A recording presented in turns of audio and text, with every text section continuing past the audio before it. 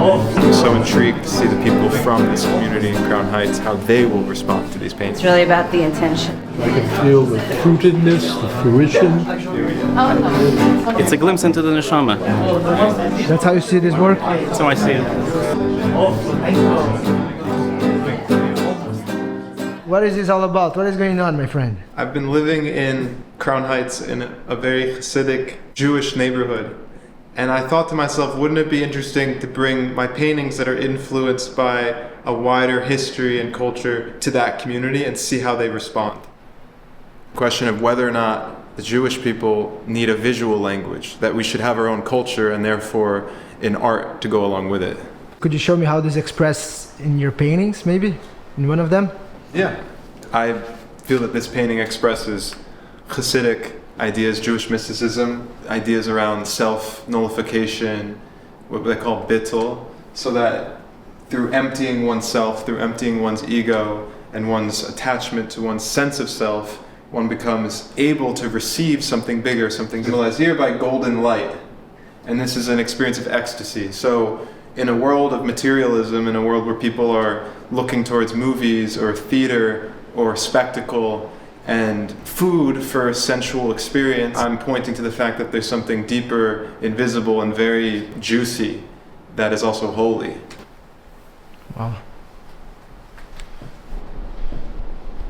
Yeah, I mean, even simply to say it's important to look and see a man who has a beard and who is oriented towards spiritual reality. And I think being oriented towards spirituality, having a beard, being involved in mystical activity, these are all aspects of what it means to be a Jewish man. And so the work's simply exploring Jewish identity and Jewish self as it's inhabited within a body and with a certain psychology. Here, this painting, for instance. Yes, this one. And every day when we do a mitzvah, even if it's just smiling to a friend, that unites heaven, earth together. That's three becoming one.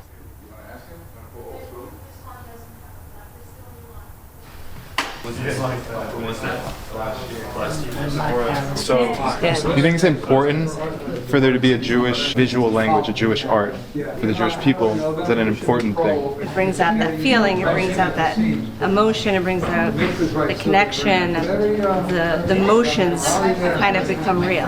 Bridging the world of art and creativity and design, that it's not two separate entities from godliness and spirituality. Those are some things I'm thinking about too. Right. Like if the material is really where Atmos is, it's like essentially the most divine thing is there, then why wouldn't it be that enhancing or dealing with materiality in a disciplined way That's be beneficial to our souls? Why wouldn't that not be the case? Exactly. I think that's the fine line is what brings it one way or another.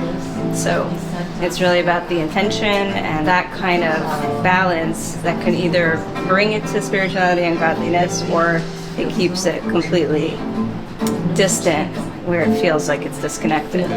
There's power there. Yeah. Tremendous.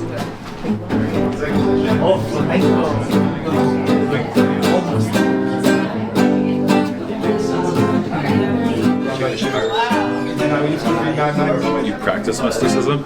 I think I do, yeah. If anybody does, I do. Usually we know that Judaism maybe could be more connected to like things inside the book or just with words. And here is like a visual expression.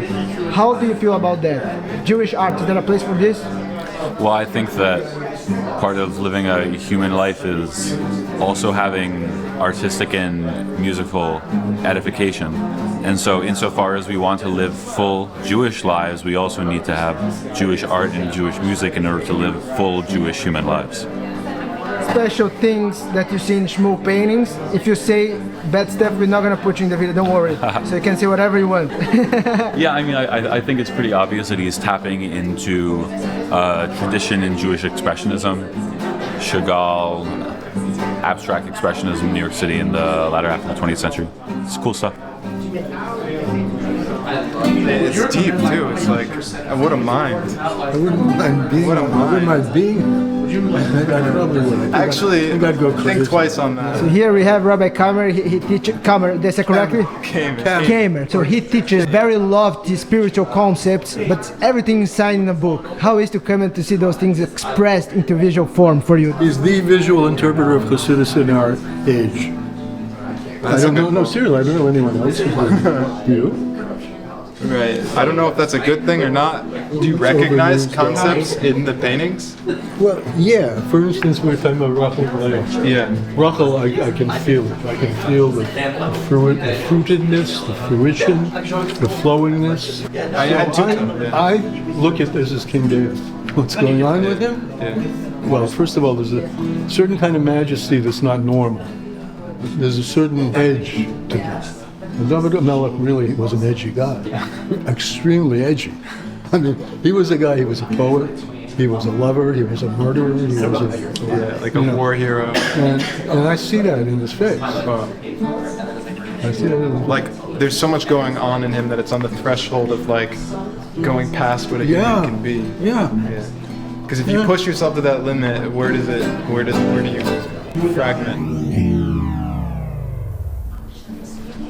Beauty, possibility, nourishment, or the feeling that Rachel, Imenu, and all of our matriarchs are just at the door. They want to pour, they want to give, they want to assist that we can live. We have to see that life is like a sieve, and it's about filtering out what's right and what's rain, and discovering how each of us can find a rhythm to maintain.